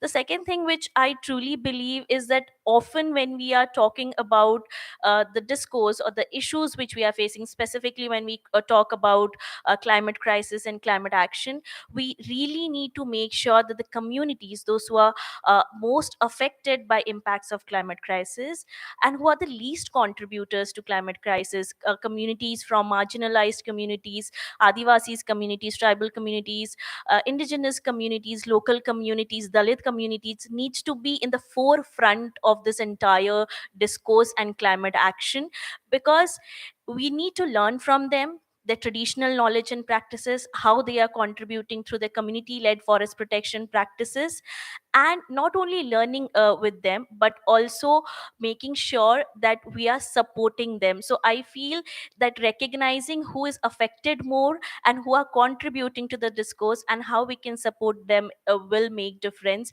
and it's really crucial. And whom as everyone is talking about, who inspires them, I would like to take a moment and say that UN Secretary General has been a huge inspiration for me. Being part of UN Secretary General's Youth Advisory Group on climate change, I feel he has given us a space to be very critical, and also in terms of critique, and also in terms of providing solution. That free and open space which he has given to young people makes a lot of difference for us, and we need those kind of spaces to make sure that we are able to advocate about our perspective and thoughts. Thank you. Thank you so much. Thank you so much, Arshana, for your insightful wisdom in terms of intergenerational solidarity and what are some of the practical actions that we can all take as we move forward. Last but not least, Priyanka from Breakthrough. You're doing some fascinating work in terms of looking at how you can collaborate with young people as agents of change at the community level. You do some really great work in terms of working with parents, caregivers, and at community level. So the whole aspect of intergenerational solidarity is something that you do on a daily basis. Could you share some of your reflections and learnings in this process? And of course, to ask you as well, who's a young person that inspires you or you have learned a valuable lesson? Sure. Good afternoon, everyone. Am I audible? Okay. First of all, thank you for inviting Breakthrough to be a part of this conversation. And personally, for me, it has been really energizing, and it's been a very hopeful sort of feeling listening to all young people. So Breakthrough works on social norm change, and I work in the communities all around empowering adolescents and building life skills. So as part of our work, and we work with young people between the age of 11 to 14, 15 to 19, and then 19 to 25. Through all our work, intergenerational dialogue is like a key element, and it's one of the life skills that we work on with young people. We have a curriculum in schools that is taught in government schools that has a few chapters on intergenerational dialogue. But in the course of our work, one of the things that we realized was that it's a two-way street, right? So while you're building the agency and you're building life skills with young people, but it is also, we need to also speak to parents more from a cultural point of view. So what I mean by that is, if I deconstruct that a little bit, when we talk about parental engagement, think even things like having a meal together, wherever it exists, is more of an urban construct, right? In rural communities that we work, families actually don't even get together. So this conversation around having dialogue or having spaces where young adolescents can actually talk to parents doesn't exist. And we've recently done a research in Haryana, and in our concurrent monitoring, one of the insights that came out was that actually there is no time during the day in most places, in most communities that we work in, where the family comes together. So from a cultural point of view, there is no value seen in sitting together or young adolescents actually talking to parents. So while you're building that skill in young people, we felt there was a critical need to engage parents as stakeholders, where we kind of bring them to the same spaces. So for example, what we do is we have these kishori melas in communities where young people are there. So now, for the last few years, we've also started calling parents. And while we do work, young people talk about their dreams and aspirations, one activity that we've kind of been doing with them recently is to call the parents on stage and talk to them about their dreams. As in, so when they were younger, what are the, so you're trying to create those emotional hooks in them, trying to think about, when they were an adolescent, what were their dreams, what happened when they either achieved them or didn't achieve them, do they want their children to. So you kind of try to see if there's a way to create that emotional bond or an emotional hook, which will then help some sort of reflection amongst parents. Because what we realize through a lot of our work is that while we talk about parental engagement as a given, saying this should happen, ye hona chahiye, we have to work on creating that bridge, but in the end, that human psychology of, there are, culturally, it is not like young girls don't talk to fathers in communities that we work in. So you can't just go there and say you need to talk. You have to find ways to bring them together. So creating spaces within households is one of the things that we also did. Was young adolescents giving thank you cards to this. So they creating thank you cards for maybe something that the parent has done, and kind of giving it to them. So through these small gestures, try to open up and create that space within families where parents start believing that actually this is a thing, coming together, sitting together, young, their kids, talking to them about their dreams, their aspirations, is something that has value. And the other thing we use a lot of, as you're aware, we use a lot of audiovisual products, we use a lot of films, we use a lot of communication material to kind of talk about these things. So one of the things that we did, we created a film called Banenge Behtar Saath Saath. So you kind of foster a sense of we are a unit and we are in this together. So there is that whole invisible, segregation within that family, something that we are trying to, that's, it's a wall that we are trying to break through different conversations and different activities. The other thing that we looked at was that, in one of our films, it was called Ek Pita Ka Khat, where we were talking about the value of girls. In terms of giving them same opportunities as boys. And this was a film that was aimed at parents, and it was supposed to go into a parental engagement activity on the ground. And one of the things that we kept thinking about was that while you want to tell the parent that value your daughter as much as you value your son, or give her the same opportunities, what is that one key thing that you can say that is actually going to stir something or make, create that shift? So one of the things that we thought about was that typically, what is that one emotion in a parent that would stir something? So it's a feeling of pride. And in communities that we work in, largely pride right now is associated with a son, saying that beta naam roshan karega, ya wo ghar pe kuch leke aayega, or when he wo ghar ko aage badhayega. So we tried to flip that narrative, and we call it like flipping the cultural switch. And we kind of showcase the story of Sakshi Malik and her father, where the father is actually talking about how, if you given the right opportunity, the girl has the ability to bring pride home. So you're trying to create like this loop where on the one hand, we are trying to empower and talk to young people about the importance of intergenerational dialogue, what all can they do, but at the same time also trying to see if we can build that value in the eyes of the parents, that this has some sort of value overall. So I think one of our key learnings is the fact that it's a continuous process. Social norms are very hard to break. So working on culture, just looking at different ways to bring parents and children together is something that is absolutely critical to fostering this intergenerational solidarity and intergenerational dialogue. At this point, I was told by my Haryana team, we've reached 82,000 parents in Haryana itself with our parental engagement activities. So it's a good number. We feel like something is working on that front. So yeah, let's see how that works. Going to your second question on who has inspired me. Many years ago, I went into the community I met this young girl in a school, and with her permission, I asked her name, and she said her name was Antim. And I was very surprised at that name because I wasn't really sure why she was called that. And that's through a conversation with her that I found out that a lot of young girls in Haryana are named names like this, so that in within the family they should be the last girl, because they're thinking that, okay, if this is the last girl, then we'll have a boy. But she was such a young, vibrant girl. She was in school, she was doing everything that and I spoke to her, and I was asking her that, how do you feel about, like, being named? And it was a conversation we were having face to face off the record. And she just told me that it doesn't matter. I have chosen not to be limited by my circumstances or the environment that I'm in. I'm trying to break these barriers. In the end, okay, what I want is that I should be the last girl who's named this in my community. So I just found that extremely inspiring. The fact that, I think the lesson for me was, sometimes we get very bogged down when we see something monumental in front of us, that this is so too huge, we can't do this.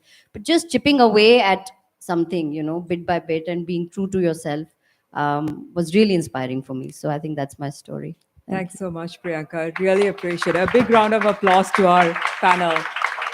I think what this shows is that for young people, and we heard a lot of you today, nothing for us without us has been the slogan that we have really heard. But I think to show that there is that power in some sense, the power dynamics are there as well. But to say that in this room, you have the government, you have the private sector, your civil society organizations, and the UN agencies really coming together and supporting young people as equal partners and stakeholders in this journey. And I truly believe that this is just the beginning in terms of this whole youth centrality and equal partnerships. And we will really amplify and accelerate our work as we move forward. Thank you so much.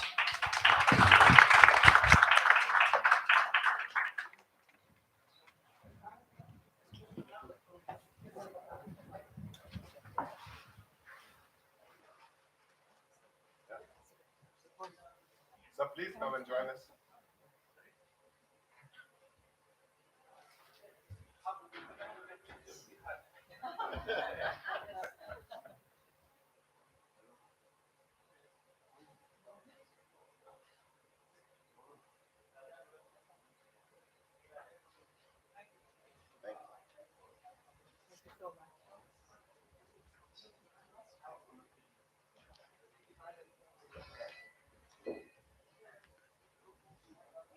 Thank you.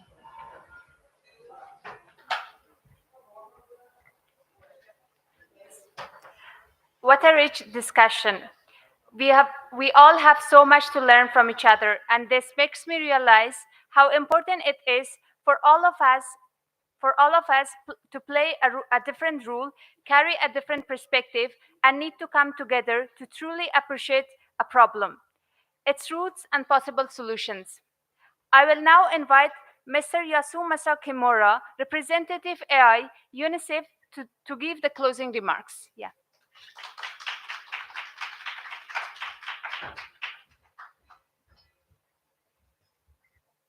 Thank you. Good afternoon. It's already past 5 o'clock. Uh, I'm sure the young people has the very exciting plan on a Friday evening. So I'll make my remarks very quick. Honorable Minister for Youth Affairs and Sports and Information and Broadcasting, Mr. Taku, and Honorable Secretary, Mr. Kumar, and distinguished representative from Government of India, and my colleagues from the UN country team, and our young advocates, and then change makers. What an inspiring afternoon listening to all of you, celebrating and reinforcing our confidence in the future of India. India's your generation. I look around this hall and I feel very heartened to see government of India, UN, private sector, and young people together in this expression of intergenerational solidarity. It's truly impressive. India is a home to the 600 million young people. This is the largest generation of youth in our planet's history. And it is on the verge of a massive demographic transition, where within a decade, 1 billion Indians will join the workforce.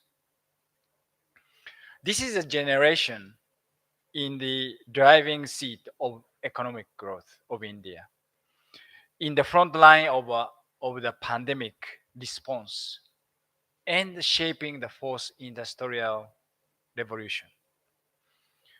The government of India, under the outstanding leadership of the Ministry of Youth Affairs, has put a spotlight on the unleashing this generational opportunity. And the UNICEF, together with other UN agencies in India, is proud to leverage this unique generational moment through the YuWaah movement, which aims to engage 300 million young people at the catalyst of social change by 2030. For those of us in the UN government and civil society, our task is to build a nurturing ecosystem that offers young people the future ready skills they need and the leadership positions they deserve. So I'm very pleased to join you today and in the launch of UN India YuWaah Advocates, the young leaders who will mainstream the voices of young people in decision making for our collective future. I'd like to take this opportunity to express our sincere appreciation to Honorable Secretary, Ministry of Youth Affairs and Sports, and Joint Secretary, Mr. Mishra, for your continued championship of our youth partnership initiatives. Our heartfelt gratitude to Dr. Alisby, Deputy Commissioner, National Health Mission, for nurturing space for young people in policy. And a big thanks to young leaders, Achana Solan and Priyaswala, for your tireless efforts to pave the way for a more equitable world for young people. Thank you, Mr. Lenin Banerjee, for PwC's leadership on youth empowerment, and Ms. Priyanka Kale for breakthroughs contribution today and towards our work on adolescence and child marriage. I want to thank our very first cohort of the UN India YuWaah Advocates, who are shouldering the important responsibility of representing this diverse group perspectives. Finally, if there's any advice I can offer this extraordinary generation, it is to keep this momentum of your efforts going. The world today is at the tipping point. COVID-19 has given us a chance to completely redesign the future. And this is where your movements and the vision come in. So thank you all for being the part of this effort and making it a successful event. The real work for young people begins now. Thanks very much.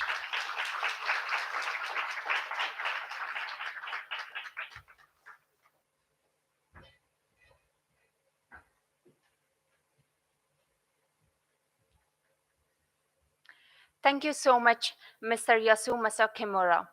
Your dedication to children and young people and enthusiasm is in working with them is contagious. Every year, UN system celebrates the journey of 10 extraordinary young people who have influenced and changed the lives of communities around them through their acts of volunteerism, creativity, and innovation. I'm delighted to announce the call for nomination for V Awards on this International Youth Day. The selected young achievers will be giving V Awards for their exceptional volunteer work on the International Volunteer Day on 5th of December.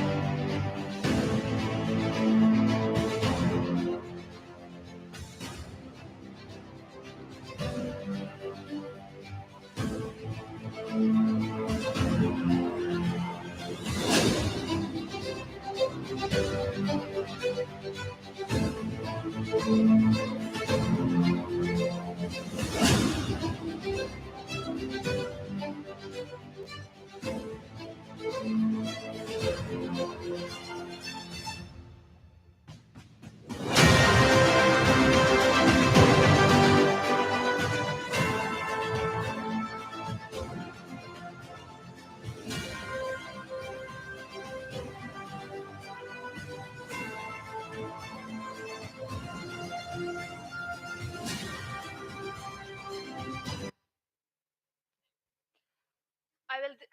Thank you. I will definitely keep an eye out for these awards, and you all should too. Thank you to all the speakers and attendees, including representatives from government, private sector, UN agencies, and NGOs, and my fellow youth change makers for making this such a powerful packed event and for being true champions of young people.